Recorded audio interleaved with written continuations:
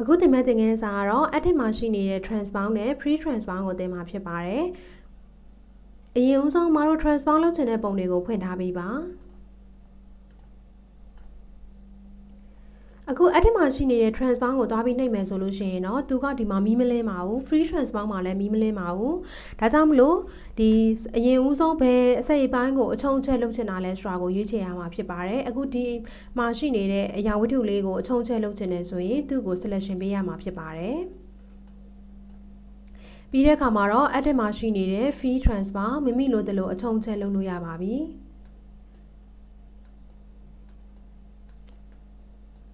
ရွှေ့ကျင်တယ်ဆိုလို့ရှိရင်လည်းအလဲကနေပြီးတော့ဖိရွှေ့လို့ရပါတယ်ဒါကတော့အကြီးအသေးအချုံချက်ကိုမိမိလိုအပ်တယ်လို့လုပ်လို့ရပါတယ်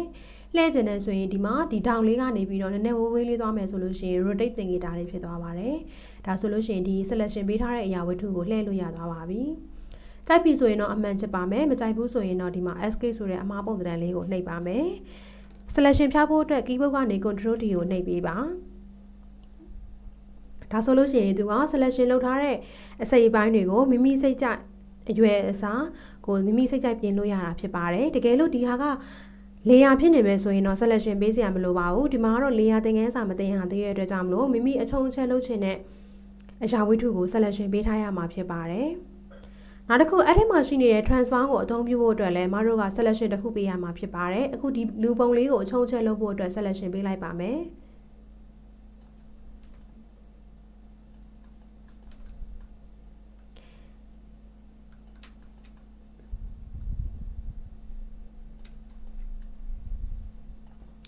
edit မှာရှိနေတဲ့ transbound ထဲမှာရှိနေတဲ့ scale ကတော့ပုံတွေရဲ့အရွယ်အစားအသေးကြီးအရွယ်အစားကိုပြောင်းမယ်ဆိုလို့ရှိရင် scale နဲ့လာပြီးတော့အချုံချက်လုပ်လို့ရပါတယ်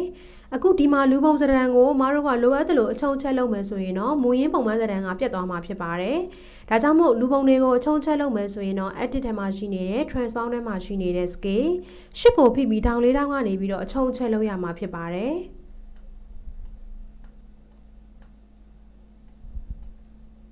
တကယ်လို့ရှစ်ကိုဖိပြီးတောင်လေးတောင်ကနေမဟုတ်ဘဲနဲ့အပေါ်တွေအလယ်တွေကနေသုံးမယ်ဆိုလို့ရှိရင်တော့မူရင်းလူပုံသဏ္ဍာန်ကပြတ်သွားမှာဖြစ်ပါတယ်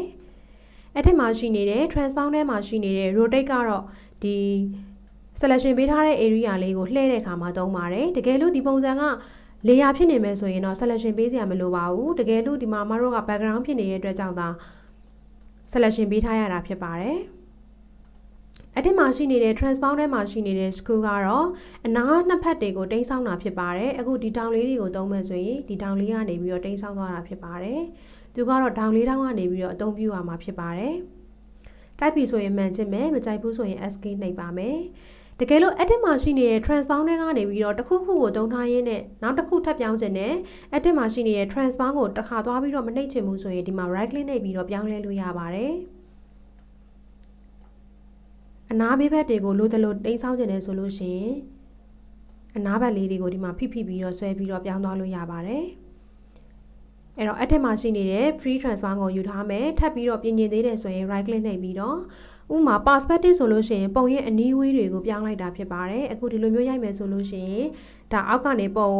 ပြင်ပြီးတော့ရိုက်ထားတဲ့ပုံစံနဲ့ဖြစ်သွားပြီးတော့ဒီလိုမျိုးလုံးလိုက်မယ်ဒီအောက်ကနေပြီးတော့ဒီလိုမျိုးလေးချုံလိုက်မယ်ဆိုလို့ရှိရင်အပေါ်စီးကနေစီးရိုက်ထားတဲ့ပုံစံမျိုးလေးဖြစ်သွားမှာဖြစ်ပါတယ်နောက်တစ်ခုကတော့ transbound ထဲမှာရှိနေတဲ့ web ကတော့ဒီမှာသူကဇယားခွက်လေးတွေပေးထားပါတယ်မိမိလိုသလိုကိုယ်မိမိလိုသလိုဒီမှာလာပြီးတော့ပြုပြင်လို့ရပါတယ်ဒီ web အော်အခြေခံပြီးတော့